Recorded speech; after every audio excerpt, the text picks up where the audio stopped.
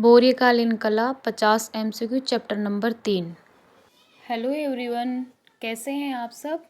आज करेंगे अपन fine art NCERT 11th class की चैप्टर नंबर 3। ठीक है, पहले चैप्टर करेंगे, उसके बाद में 50 MCQ। मेरे खुद के बनाए हुए शॉर्ट नोट्स है ये। अगर आपको एक्सप्लेनेशन के साथ और ज़्यादा पढ़ना है चैप्टर तो आप fine art NCERT 11th class की ले सकते हो। मैं उसका लिंक डिस्क्रिप्शन में दे दूँगी, आपको मिल जाएगा, वहाँ से आप जाके परचेज कर सकते हो। ठीक है, बाकी वैसे आपको ज़रूरत नहीं पड़ेगी क्योंकि मेरे नोट्स मैंने अच्छे से बनाए हैं और फिर उसके बाद में आप 50 MCQ कर लोगे तो आपको चैप्टर पूरा याद हो जाएगा। ठीक है, चलो स्टार्ट करते हैं चैप्टर नंबर 3, मौर्यकालीन कला। ठीक है, ईसा पूर्व 6वीं शताब्दी में गंगा की घाटी में बौद्ध व जैन धर्मों के रूप में नए धार्मिक व सामाजिक आंदोलन की शुरुआत हुई। ठीक है, ये 6वीं शताब्दी का है। ये दोनों धर्म श्रमण परंपरा के अंग थे। मतलब श्रमण परंपरा मतलब श्रम के द्वारा मोक्ष प्राप्ति। ठीक है, ये दोनों धर्म जल्दी ही लोकप्रिय हो गए क्योंकि यह सनातन धर्म के वर्ण जाति व्यवस्था का विरोध करते थे। जो जैन धर्म और बौद्ध धर्म दोनों प्रचलन में आए वो जल्दी लोकप्रिय क्यों हो गए, क्योंकि उस टाइम पे सनातन धर्म में जाति व्यवस्था वर्ण व्यवस्था बहुत ज़्यादा थी और उसका ये विरोध कर रहा था, तो ये जल्दी ही लोकप्रिय हो गया। ठीक है, उस समय मगध एक शक्तिशाली राज्य के रूप में उभरा। ईसा पूर्व 4वीं शताब्दी तक मौर्यों ने अपना प्रभुत्व जमा लिया। ठीक है, फिर ईसा पूर्व 3री शताब्दी तक भारत का बहुत बड़ा हिस्सा मौर्यों के नियंत्रण में आ गया था। बौद्ध धर्म किसी एक पूजा विधि तक ही सीमित नहीं होती। मतलब बौद्ध धर्म ऐसा नहीं है कि कोई पूजा, ये क्योंकि शुरू से ही इसने मूर्ति पूजा विधियों का तो इसने विरोध किया था, तो ये मतलब इसको अपन ये नहीं बोल सकते कि ये कोई पूजा विधि तक ही सीमित था, क्योंकि ये चारों तरफ फैल गया था। इस समय यक्ष एवं मात देवियों की पूजा काफ़ी प्रचलित थी। ठीक है, जब यक्ष यक्षिणों की मूर्ति पूजा आपने देखा होगा, जब अपन सिंधु घाटी सभ्यता का देखे थे पिछले वाले चैप्टर में, तो उस टाइम पे ये काफ़ी प्रचलन में था। यक्ष पूजा बौद्ध के आगमन से पहले व उसके बाद भी काफ़ी लोकप्रिय रही, लेकिन आगे चलकर ये बौद्ध जैन धर्म में ही क्या हो गई, विलीन हो गई, या उसी में क्या हो गई, इन्वॉल्व हो गई। मौर्य सम्राटों में अशोक एक अत्यंत शक्तिशाली राजा हुआ जिसने ईसा पूर्व 3री शताब्दी बौद्धों की श्रमण परंपरा को संरक्षण प्रदान किया। ठीक है, फिर है आगे है खम्भों मूर्तियों व शैलकृत वास्तुकला। मतलब जो खम्भे मूर्तियां और शैलकृत वास्तुकला कैसी थी, तो मठ के संबंध में स्तूपों विहारों का निर्माण इस श्रम परंपरा का एक अंग हो गया था। मतलब अंश था या अंग बन गया था ये। मठ में क्या क्या बनाते थे, स्तूप और प्लस विहार जहाँ वो रहते थे। ठीक है, जो मतलब वहाँ रह के वो उनका जीवन यापन करते थे। जो यक्ष जो ये बौद्ध भिक्षु जैन भिक्षु वहाँ लोग रहते थे, तो ये मठ बनाया करते थे। अनेक स्थानों पर पत्थर के स्तंभ बनाए गए, चट्टानें काटकर गुफाएं व विशाल मूर्तियां बनाई गई। ठीक है, एक मेनियन साम्राज्य के स्तंभ व मौर्यकाल स्तंभ में अंतर। अब दोनों में क्या अंतर था, तो मौर्यकालीन स्तंभ और एकमेनियन स्तंभ थे, उनमें क्या डिफरेंस था। तो मौर्यकालीन स्तंभ तो क्या थे, इस काल के स्तंभ चट्टानों से कटे हुए एक विशाल पत्थर से बने हुए थे। ठीक है, मतलब एक ही पत्थर को काट के बनाए हुए थे। जबकि एक मेनियन में क्या था कि इसमें जो स्तंभ थे वो राजमिस्त्री द्वारा अनेक टुकड़ों को जोड़कर बनाए गए थे। पहला डिफरेंस तो यही है।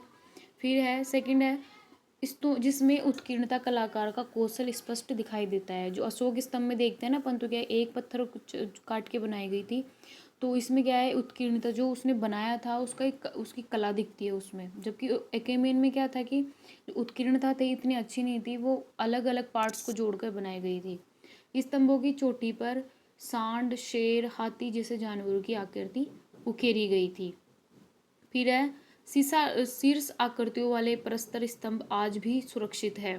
ठीक है, जो अशोककालीन जो शीर्ष आकृति स्तंभ है वो आज भी, पत्थर के जो स्तंभ आज भी सुरक्षित है।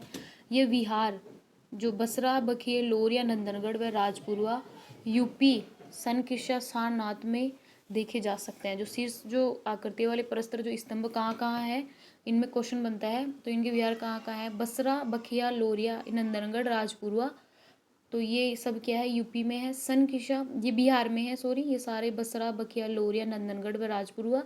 और यूपी में है सन किसा और सारनाथ। ठीक है, इन सब में अपन लोहा जो इस तरह जो सॉरी से जो पत्थर की जो स्तंभ देखते हैं। सारनाथ में पाया गया स्तंभ जो शीर्ष सिंह शीर्ष के नाम से भी प्रसिद्ध है, मौर्यकालीन मूर्ति परंपरा का एक सर्वोत्कृष्ट उदाहरण है और आज हमारा राष्ट्रीय प्रतीक भी है। जो सारनाथ का भी क्या है, एक सिंह शीर्ष स्तंभ है। तो आज ये बहुत फेमस था, ये बहुत प्रसिद्ध, आज भी पहले भी था। तो मौर्यकालीन मूर्ति परंपरा का क्या है, एक अच्छा उदाहरण या सर्वश्रेष्ठ उदाहरण बोल सकते हैं इसको। ठीक है, फिर है आगे है जो शीर्ष स्तंभ थे वो धर्म चक्र परिवर्तन का मानक प्रतीक है। जो शीर्ष स्तंभ है वो धर्म चक्र परिवर्तन का मानक प्रतीक है। बुद्ध के जीवन की एक महान ऐतिहासिक घटना का द्योतक है या फिर उस घटना का संकेतक है। ईसा पूर्व 3री शताब्दी में यक्ष यक्षिणियों व पशुओं की विशाल मूर्तियां बनाई गई। पटना बिहार में, विदिशा मध्य प्रदेश में, मथुरा जैसे अनेक स्थानों पर यक्ष यक्षिणियों की मूर्तियां पाई गई है जो 3री शताब्दी में बनाई गई थी। मौर्यकालीन मूर्तियों के चेहरे प्रकृति विज्ञान मनोभावों की स्पष्टता साफ दिखाई देती है तथा मूर्तियों के अंग प्रत्यंग स्पष्ट रूप में उभरे हैं। यक्षिणी की प्रतिमा का सर्वश्रेष्ठ उदाहरण दीदारगंज पटना में देखा जा सकता है। जो दीदारगंज पटना में है, ये बिहार में पड़ता है।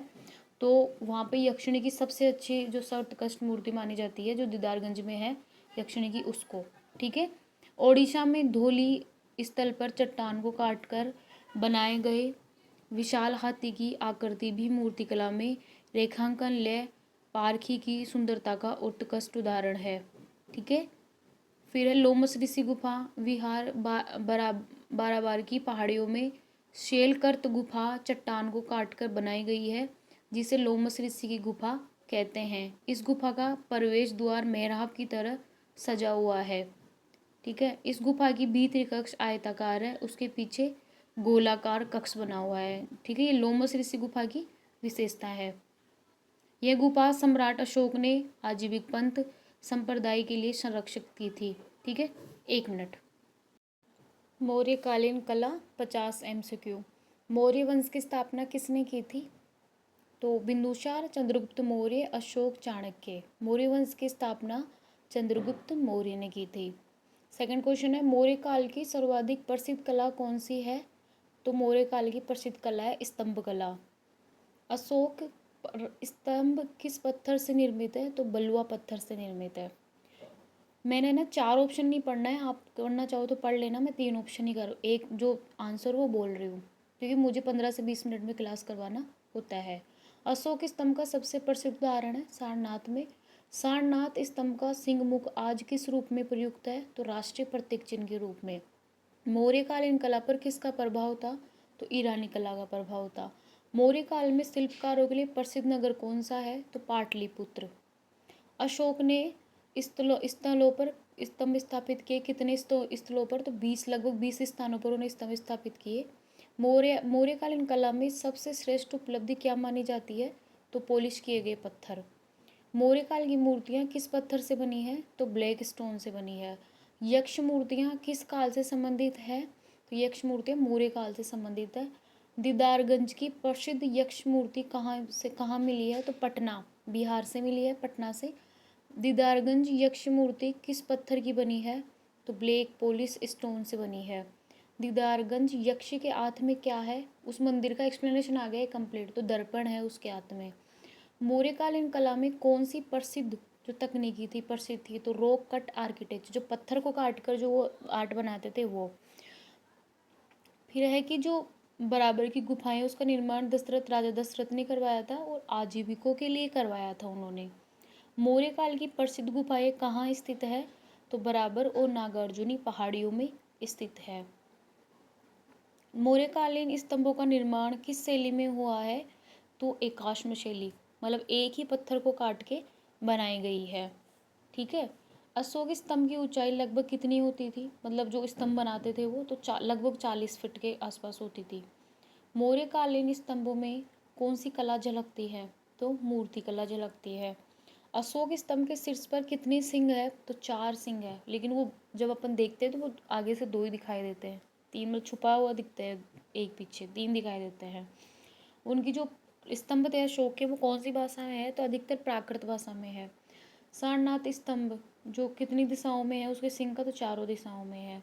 मौर्य कला काल का जो स्थापत्य कला केंद्र था वो कौन सा था, तो वो था पाटलिपुत्र। जो मौर्यकालीन जो छत थी वो किसकी बनी थी, तो लकड़ी की। मौर्य काल में सर्वाधिक प्रसिद्ध राजा प्रसाद कहाँ था, तो पाटलिपुत्र में। मौर्यकालीन कला का उद्देश्य क्या था, धार्मिक और राजनीतिक प्रचार प्रसार करना। अशोक स्तंभों पर कौन से शिलालेख खुदे हुए हैं, ब्राह्मी लिपि के शिलालेख। मौर्य काल की गुफाओं की दीवारें कैसी थी, तो चिकनी और चमकदार पॉलिश करी हुई। मौर्यकालीन कला की क्या विशेषता थी, तो पॉलिश की चमक, ठीक है, जो आज भी बरकरार है।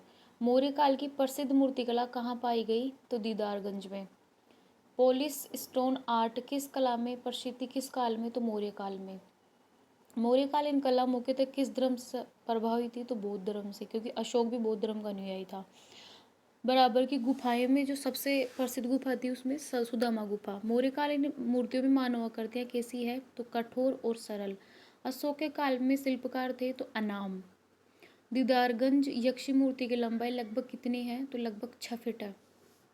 दीदारगंज यक्षी जो मूर्ति मिली है वो फेमस है। मौर्यकाल कला में किस प्रकार की कला का विकास था, तो धार्मिक कला। मौर्यकालीन स्थापत्य में कौन सा तत्व प्रमुख है, तो स्तंभ कला। मौर्यकालीन जो राजा प्रासाद का निर्माण किसने कराया था, तो अशोक ने करवाया था। राजा प्रासाद मतलब जो महल होते हैं ना, उनके विलास महल उनको बोला गया है। मौर्यकाल की कला पर विदेशी प्रभाव कहाँ देखा जाता है, तो पॉलिश और तकनीकी में जो ईरानी प्रभाव था, ठीक है। उससे पहले भारत में कोई पॉलिश तकनीक इतना यूज़ नहीं हुआ था, ठीक है। जो मूर्तियों का जो बेस बनाया जाता था स्तंभ का, उसको पदपीठ बोला जाता था, ठीक है। मौर्य काल में कला का संरक्षण किसने किया, तो चंद्रगुप्त मौर्य ने किया था। चंद्रगुप्त मौर्य जो मौर्य काल की कला का उद्देश्य क्या था, तो उनका उद्देश्य था राजकीय प्रचार प्रसार करना। मौर्यकालीन कला का विकास कहाँ सबसे पहले हुआ था, तो बिहार में। ये पाटलिपुत्र बिहार में ही पड़ता है, आज प्रेजेंट में पाटलिपुत्र बिहार में था। मौर्यकाल की कला किस विशेषता की झलक मिलती है, तो यथार्थवाद को दर्शाया गया है उसमें।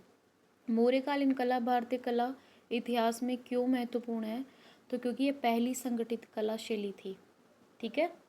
अब ये ऐसे करके 50 MCQ कंप्लीट हुए, और आपको वीडियो अच्छा लगे तो प्लीज़ आप शेयर करना। और